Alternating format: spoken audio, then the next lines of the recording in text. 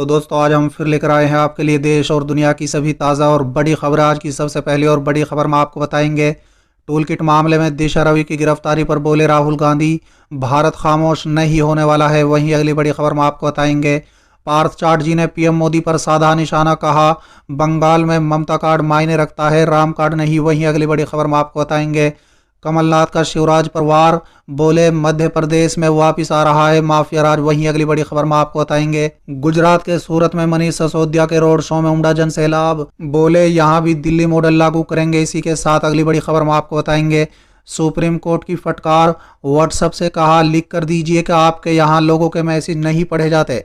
इसी के साथ अगली बड़ी खबर में आपको बताएंगे, राकेश टिकैत बोले सिर्फ बिल वापसी का नारा लगाया है, अभी गद्दी वापसी का नारा नहीं लगाया। इसी के साथ अगली बड़ी खबर में आपको बताएंगे, सीपीआई नेता कन्हैया कुमार ने सीएम नीतीश के मंत्री से की मुलाकात, अब लगाई जा रही हैं अटकलें। एक और बड़ी अपडेट, पूर्व मंत्री एकनाथ खड़से ने भाजपा को दिया झटका, 31 वर्तमान और पूरे नगर सेवक एनसीपी में शामिल देवेंद्र फडणवीस पर हमला। इस्तीफे से तेज हुई प्रदेश में सियासी हलचल, नेताओं के बीच अब जोर पकड़ने लगा वाक युद्ध। वहीं अगली बड़ी खबर में आपको बताएंगे, हक की लड़ाई में किसानों के साथ 11 वकीलों की टीम, जारी रहेगा आंदोलन। तो चलिए देख लेते हैं आज की पहली बड़ी खबर। टूल किट मामले में दिशा रवि की गिरफ्तारी पर बोले राहुल गांधी, भारत खामोश नहीं होने वाला है। दोस्तों दरअसल कांग्रेस के पूर्व अध्यक्ष राहुल गांधी ने किसान आंदोलन से जुड़ी टूल किट सोशल मीडिया पर साझा करने के मामले में पर्यावरण कार्यकर्ता दिशा रवि की गिरफ्तारी को लेकर सोमवार को सरकार पर निशाना साधा और कहा है कि भारत खामोश नहीं होने वाला है। दोस्तों बता दें कि किसानों के प्रदर्शन से जुड़ी टूल किट सोशल मीडिया पर साझा करने के आरोप में दिशा रवि को बेंगलुरु से गिरफ्तार किया गया है। चलिए अगली खबर, पार्थ चाटर्जी ने पीएम मोदी पर साधा निशाना, कहा बंगाल में ममता कार्ड मायने रखता है, राम कार्ड नहीं। दोस्तों दरअसल तृणमूल कांग्रेस के महासचिव पार्थ चाटर्जी ने रविवार को कहा है कि पश्चिम बंगाल में जनता कार्ड और ममता कार्ड मायने रखता है, राम कार्ड नहीं। दोस्तों बता दें, जिसके बारे में प्रधानमंत्री नरेंद्र मोदी ने बात की थी। दोस्तों बता दें कि ममता बनर्जी के मंत्रिमंडल में वरिष्ठ मंत्री चाटर्जी ने दावा किया है कि भाजपा नेता टीएमसी सरकार द्वारा उठाए गए कल्याणकारी कदमों के सामने जमीन को खो रहे हैं और अब वो बयानबाजी में जुट गए हैं, जिसका चुनाव पर कोई फर्क नहीं पड़ेगा। उन्होंने कोलकाता में टीएमसी मुख्यालय में संवाददाता सम्मेलन में कहा है कि प्रधानमंत्री ने राम कार्ड की बात की, लेकिन पश्चिम बंगाल में विकास का जनता कार्ड और ममता कार्ड मायने रखता है। दोस्तों बता दें कि मोदी ने एक सप्ताह पहले बंगाल के हल्दिया में जनसभा को संबोधित करते हुए कहा था कि टीएमसी सरकार ने बीते 10 साल में कई गलत काम किए हैं और अप्रैल मई में होने वाले विधानसभा चुनाव में उसे राम कार्ड दिखाने का समय आ गया है। चलिए अगली खबर, कमलनाथ का शिवराज परिवार, बोले मध्य प्रदेश में वापिस आ रहा है माफिया राज। दोस्तों दरअसल मध्य प्रदेश के पूर्व मुख्यमंत्री कमलनाथ ने आरोप लगाते हुए कहा है कि राज्य में वापिस माफिया राज आ रहा है। कमलनाथ ने ट्वीट के जरिए कहा है कि उज्जैन में जहरीली शराब से 14 और मुरैना में 25 लोगों की मौत के बाद अब छतरपुर जिले में 4 लोगों की मौत होने की सूचना है, जो दुखद की बात है। दोस्तों बता दें, उन्होंने मुख्यमंत्री शिवराज सिंह चौहान से जानना चाहा है कि ये शराब माफिया कब तक यूं ही लोगों की जान लेते रहेंगे। वरिष्ठ कांग्रेस नेता ने कटाक्ष करते हुए लिखा है कि आखिर ये माफिया कब गड़ेंगे। चलिए अगली खबर, गुजरात के सूरत में मनीष सिसोदिया के रोड शो में उमड़ा जन सैलाब, कहा यहां भी दिल्ली मॉडल लागू करेंगे। दोस्तों दरअसल दिल्ली की सत्ता पर काबिज आम आदमी पार्टी इन दिनों अपने विस्तार पर अधिक ध्यान दे रही है। इसी को लेकर पार्टी यूपी, उत्तराखंड, पंजाब, गुजरात और दिल्ली में जोरदार प्रचार कर रही है। दोस्तों बता दें, रविवार को दिल्ली के डिप्टी सीएम मनीष सिसोदिया गुजरात पहुंचे, जहां उन्हें सूरत में एक रोड शो किया। आपको बता दें कि गुजरात में स्थानीय निकाय चुनाव के मद्देनजर आम आदमी पार्टी के कई वरिष्ठ नेता यहां चुनाव प्रचार में जुटे हैं। मनीष सिसोदिया के रोड शो में भारी जन सैलाब देखने को मिला। चलिए अगली खबर, सुप्रीम कोर्ट की फटकार, व्हाट्सएप से कहा लिख कर दीजिए कि आपके यहाँ लोगों के मैसेज नहीं पढ़े जाते। दोस्तों दरअसल सुप्रीम कोर्ट ने व्हाट्सएप से ये लिखित में देने के लिए कहा है कि वो अपने यूजर्स के मैसेज न पढ़ते हैं और न उन्हें किसी से शेयर करते हैं। दोस्तों बता दें, सुप्रीम कोर्ट ने यह आदेश उस याचिका पर दिया जिसमें व्हाट्सएप की नई प्राइवेसी पॉलिसी को भारतीय नागरिकों के साथ भेदभाव करने वाला बताया गया है। चलिए अगली खबर, राकेश टिकैत बोले सिर्फ बिल वापसी का नारा लगाया है, अभी गद्दी वापसी का नारा नहीं लगाया। दोस्तों दरअसल कृषि कानून पर भारतीय किसान यूनियन के नेता राकेश टिकैत ने चेतावनी देते हुए कहा है कि सरकार ज्यादा दिमाग खराब न करे।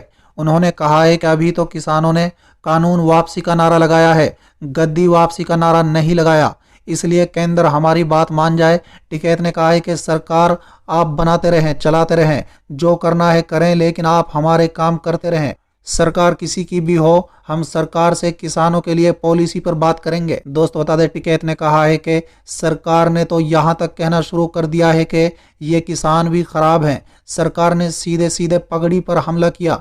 टिकैत ने कानून को वापस लेने की मांग करते हुए कहा है कि जब तक सरकार हमारे पक्ष में फैसला नहीं करती, समिति से बात नहीं करती और हमारी मांगों पर सहमत नहीं होती, तब तक हम उसे चैन से नहीं बैठने देंगे। दोस्तों बता दें, उन्होंने एक बार फिर दोहराया है कि केंद्र के कृषि कानूनों से सार्वजनिक वितरण प्रणाली खत्म हो जाएगी।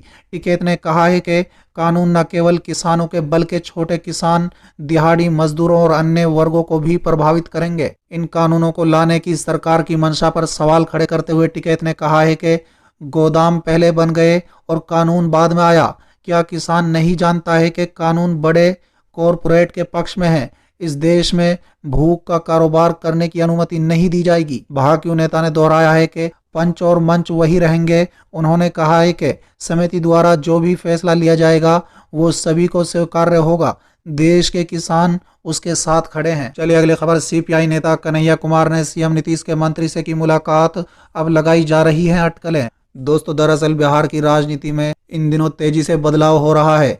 चुनाव संपन्न होने के बाद भी दल बदल का दौर जारी है। दोस्त बता दें, इसी क्रम में सीपीआई नेता और जेएनयू के पूर्व छात्र संघ अध्यक्ष कन्हैया कुमार ने सीएम नीतीश के मंत्री अशोक चौधरी से मुलाकात की है। दोस्त बता दें, बिहार सरकार में मंत्री के साथ ही जेडीयू के कार्यकारी अध्यक्ष अशोक चौधरी से उनके आवास पर मुलाकात करने के बाद कन्हैया कुमार को लेकर सूबे के सियासी गलियारों में अटकलें लगनी शुरू हो गई हैं। दोस्त बता दें, अटकलें इस बात की लगाई जा रही हैं कि कहीं कन्हैया भी अन्य पार्टी के नेताओं की तरह जेडीयू का दामन तो नहीं थामने वाले हैं। दोस्त बता दें कि ये कयास लगना लाजमी भी है, क्योंकि इन दिनों सीपीआई में सब कुछ ठीक नहीं है। दोस्तों बता दें, बीते दिनों पार्टी ने अपने नेता कन्हैया कुमार के खिलाफ निंदा प्रस्ताव पारित किया था। चलिए अगली खबर। पूर्व मंत्री एकनाथ खड़से ने भाजपा को दिया झटका। 31 वर्तमान और पूर्व नगर सेवक एनसीपी में शामिल देवेंद्र फडणवीस पर हमला। दोस्तों, दरअसल भारतीय जनता पार्टी से राष्ट्रवादी कांग्रेस पार्टी में शामिल हो गए पूर्व मंत्री एकनाथ खड़से ने भाजपा को तगड़ा झटका दिया है। दोस्तों बता दें, भाजपा के खड़से समर्थक नेता और कार्यकर्ता अब धड़क धड़क राकंपा में शामिल हो रहे हैं। इससे महानगर पालिका चुनाव से ठीक पहले भाजपा से पलायन का सिलसिला शुरू हो गया है। दोस्त बता दें, कुछ महीना पहले राकंपा में शामिल हुए खड़से की परिवर्तन निदेशालय की ओर से जांच की जा रही है। दोस्त बता दें, एक और जांच का सिलसिला चल रहा है तो दूसरी ओर खड़से भाजपा को झटके पर झटका दे रहे हैं। दोस्तों बता दें, भाजपा के भूसावल के कुल 31 वर्तमान और पूर्व नगर सेवक राकंपा में शामिल हो गए हैं। इनमें 18 वर्तमान और 13 पूर्व नगर सेवक हैं। दोस्तों बता दें, इन नगर सेवकों के परिवार के सदस्य भी राकंपा में शामिल हो गए हैं। ये सभी राकंपा के प्रदेश अध्यक्ष जयंत पाटिल की उपस्थिति में पार्टी में शामिल हुए। दोस्त बता दें, यह कार्यक्रम सरदार वल्लभ भाई पटेल सभागृह में आयोजित किया गया था। चलिए अगली खबर। इस्तीफे से तेज हुई प्रदेश में सियासी हलचल, नेताओं के बीच अब जोर पकड़ने लगा वाक युद्ध। दोस्तों, दरअसल हरियाणा में मौसम के बदलते मिजाज के साथ साथ प्रदेश की सियासत में भी इन दिनों काफी बदलाव देखने को मिल रहा है।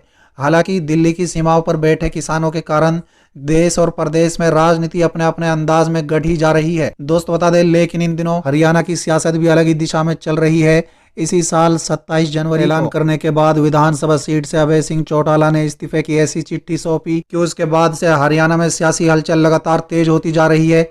इस इस्तीफे को लेकर जहां अन्य विपक्षी दल अपनी ओर से राजनीतिक बयानबाजी कर रहे हैं, तो वहीं अभय चौटाला भी आक्रामक अंदाज में अब दूसरों पर इस्तीफे देने का दबाव बना रहे हैं। यही नहीं, अभय चौटाला के इस्तीफे के बाद नेताओं में सियासी वार पलटवार का भी सिलसिला तेज हो गया है और साथ ही नेताओं में वाक युद्ध भी छिड़ गया है। दोस्तों, गौरतलब है कि हरियाणा सहित देश के कई राज्यों में पिछले करीब 5.25 महीने से किसान आंदोलन चल रहा है। पिछले करीब 2.5 माह से किसान दिल्ली की सीमाओं पर डटे हुए हैं। दोस्तों बता दें, अभय सिंह चौटाला के इस्तीफे के बाद उनके बड़े भाई और जजपा के संस्थापक डॉक्टर अजय सिंह चौटाला ने बयान दिया है कि दुष्यंत का इस्तीफा उनकी जेब में है। अगर दुष्यंत के इस्तीफे से कोई असर होता है तो वो अभी दे देते हैं। चलिए अगली खबर, हक की लड़ाई में किसानों के साथ 11 वकीलों की टीम, जारी रहेगा आंदोलन। दोस्तों दरअसल केंद्र सरकार के 3 नए कृषि कानूनों के विरोध में किसानों का आंदोलन आज 83 दिन पूरा कर चुका है। दोस्तों बता दें, किसानों ने अब ऐसे में न्यायिक लड़ाई लड़ने का मन बना लिया है, जो कि 11 वकीलों की टीम लड़ेगी।